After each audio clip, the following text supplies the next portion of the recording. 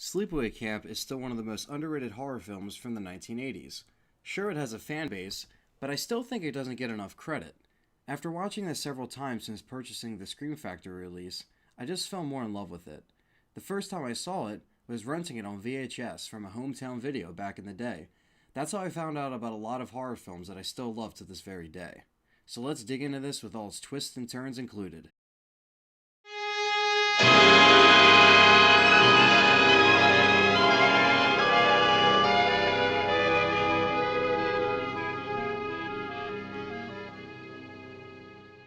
Sleepaway Camp opens when two kids are out with their dad swimming and canoeing, when all of a sudden a couple of asshole teens drive a boat into one of the kids and the father by accident. Only one kid is seen left alive after this point. Oh my God! Somebody help the people! Dad!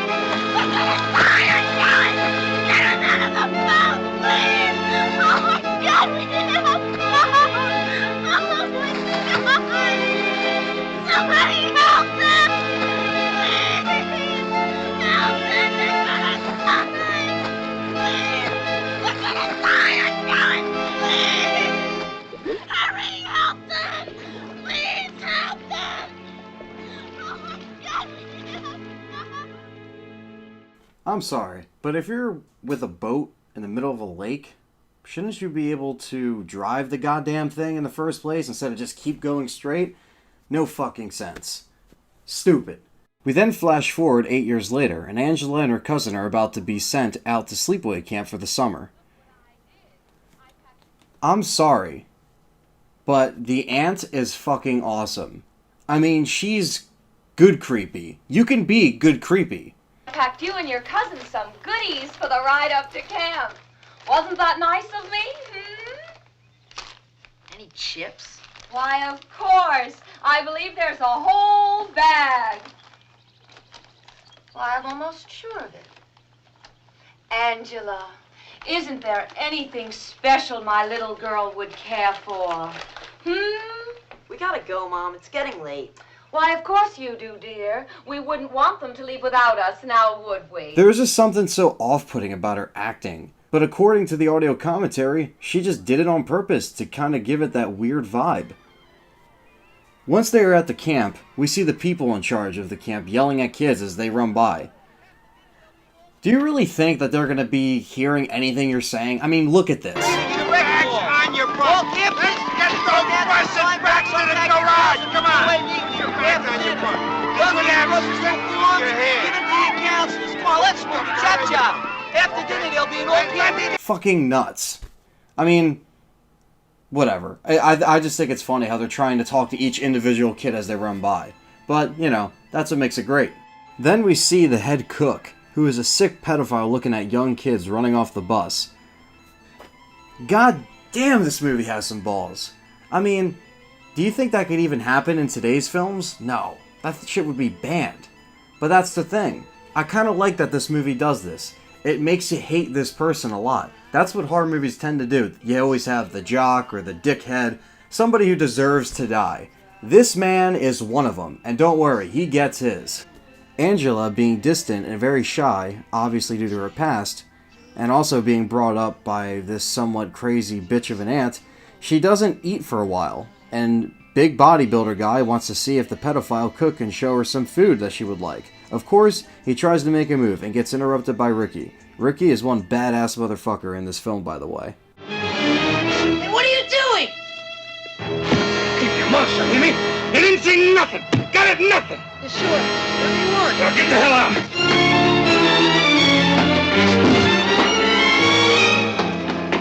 Next one up. Well, the cook has his back turned, and he gets pushed off and desperately holding onto something. Rather than just falling on his ass, he grabs onto the boiling hot water and is forced to take it to the face. This death scene, whether it's kind of, you know, kind of gruesome, but considering the low budget, they made it work. And not even with effects, it's just how long that scream is, that brutal scream, makes it really, really intense. And just the thought of having that big bucket or pot of boiling hot water just falling all over your body, burning you, with the screams, it is pretty intense.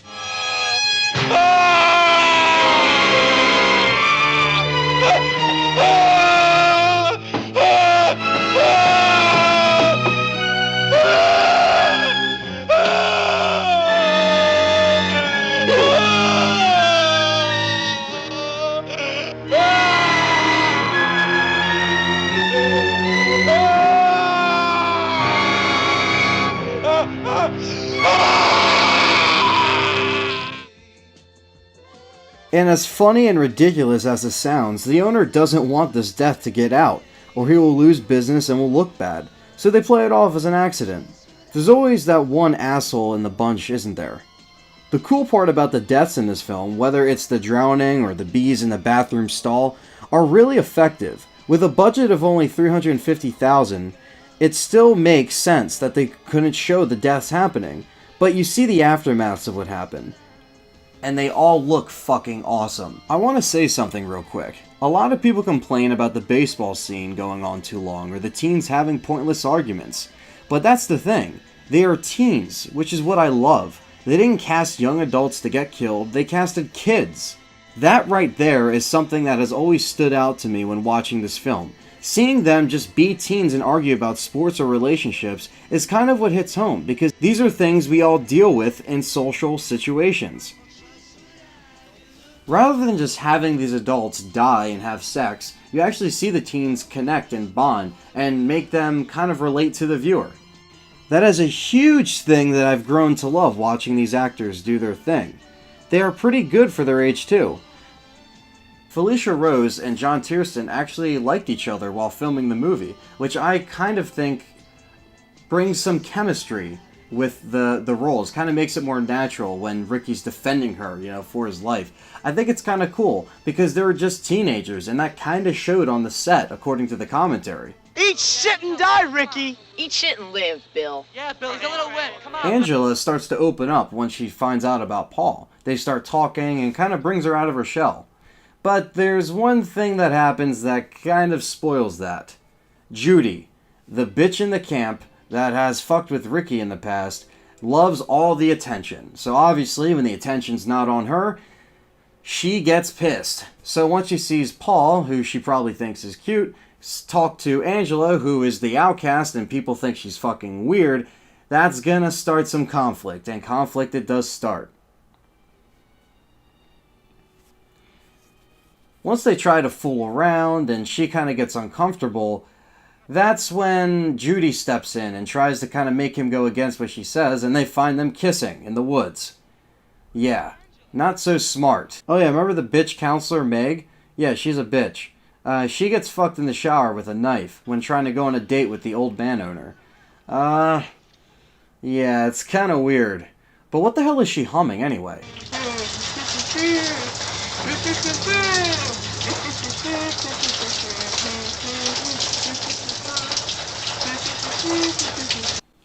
The one thing that's cool is, again, the bitchy characters always get theirs. And the best part is, this death scene is perfect. Absolutely perfect. Judy gets hers with a fucking curling iron up her vag. It's off camera, but you could still cringe at this scene. The killer is still unknown and not seen really clearly before it happens, but it looks like Ricky, which is what I'll get into pretty soon. The funny thing is, I was watching this with my friend, I was showing it to her, and she just freaked out at that scene. It was fucking hilarious, because girls obviously are going to react a little bit differently. Us guys are still going to cringe, but a curling iron up the vagina and you're a girl watching it, yeah, that's kind of gruesome. Literally having it forced in there. And you don't see it, which is, again, perfect, because you create these, images or the pain, and it's just sometimes a low budget kind of helps that. I feel like if they were to show any of these death scenes with a more explicit theme, it might take away from it a lot. When Angela gets bullied and is forced to swim and gets thrown into the lake, even those kids that throw sand, yeah, they get theirs too. It looks like a bunch of raccoons just got into the trash somewhere. I probably heard that a million times from people, but it's true. That's the thing. They are little kids. This movie doesn't give a shit. I mean, it's still there and it's still kind of disturbing because they're little kids. Mel, the old fuck, is dead set on thinking Ricky is the killer. And it kind of makes sense. I mean, you have all these people kind of bullying your cousin, and all of a sudden, these people start dying. You can kind of make sense on why it's him. But that's the thing. We still don't know. He is hell-bent on killing Ricky at this point. He knocks him the hell out by weirdly slapping him. Then he is shot in the throat with a hilarious shot that's kind of Friday the 13th-esque. I know the budget was low, but still, I mean, that just looks funny. The cop from earlier shows up again, this time with a really fake mustache. According to the director's commentary, they had to reshoot the scene and the actor already shaved his facial hair not knowing he had to do a reshoot. That's filmmaking for you. I mean, look at that thing. That thing is fucking hilarious. I'm sorry, but that just looks like it was just slapped on literally before they started recording. They find Ricky still alive, but go find Angela, who was supposed to meet Paul at the waterfront after the social. Obviously, she told him to take off all of his clothes, and now we don't know what happened. But we could see what appears to be a naked Angela holding Paul. What the hell is this? Then all of a sudden, we get this twist. We go back in time and see the crazy aunts, and we cut to Angela after the boat accident from the beginning. The aunt mentions she always wanted a little girl. But of course, when my husband left... Oh, well, that's all water under the bridge, as I always say. Water under the bridge. But it certainly will be a nice little surprise when Richard comes home to find a little girl in the house. Yes, I've always dreamed of a little girl just like you. I mean, we already have a boy, so another one simply would not do. Oh, no, absolutely not. A little girl would be so much nicer, don't you think so, Angela? Angela. Such a lovely name. Why, I believe it means angel. Why, yes, I'm sure it does. I know you're going to like that name. Won't you, Peter? Paul's head rolls over. It's revealed Angela is the killer. But we see it's a boy. Or Peter. The aunt was forcing Peter to grow up as a girl, being forced into being one. And this explains why he is mentally messed up. Seeing these two scenes together kind of makes it all make sense. I mean, it kind of is confusing when you first watch it, because some of the flashbacks or some of the visions, especially the two gay guys in bed and the kids watching, kind of represents the environment that Peter grew up in. But since the aunt was hell-bent on wanting to have a girl, that's what happened. And it is kind of a twist that kind of just adds to the flavor of this film. Since the father is seen laying in bed with another man, which is the same man we saw in the beginning, does this matter? Well, it pushes people's buttons, and it contributes to this outcome. Being in this environment Peter grew up in. This starts a lot of conversation, but I love it. I like explaining this to everyone that I show it to. And they kind of get it after it's explained, or watching it again. I love the little curveball that made this so memorable. From the commentary, the actor believed that Ricky kind of knew all along, which explains why he was so defensive towards Peter. Some say that Ricky might have been involved as the killer, as well as which explains why you see a boy's hand with the murders.